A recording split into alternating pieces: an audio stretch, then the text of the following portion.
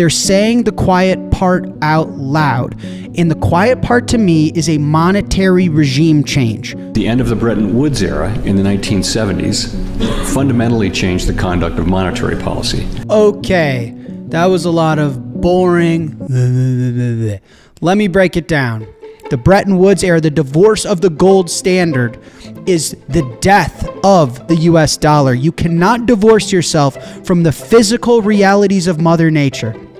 To be candid, I'd never really seen a chairman say something so painfully true and so brutally honest like that, and that when we divorced from the gold standard, shit got fucked.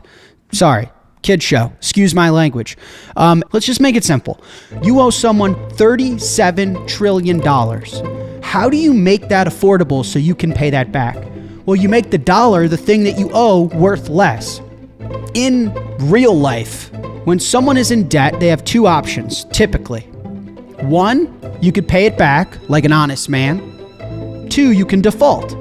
If I owe you $20, I either can pay the $20 back and erase my debt, or I can call you up and say, listen, I get it if you don't want to be friends with me, but I default on the $20. I just can't pay you back. Those are the two options. In all of our lives, in any normal human's life, the US government has a third option, unique to them. They can print what they owe. As a central bank, we have the ability to create money. Guys, just run the math. They cannot pay the debt back. They cannot default. So it's a multiple choice question with one obvious answer. But for the life of us Bitcoiners, no one was ever willing to admit the truth. We were being gaslit and lied to and manipulated by media, by government, by financial authorities, by TV analysts for years.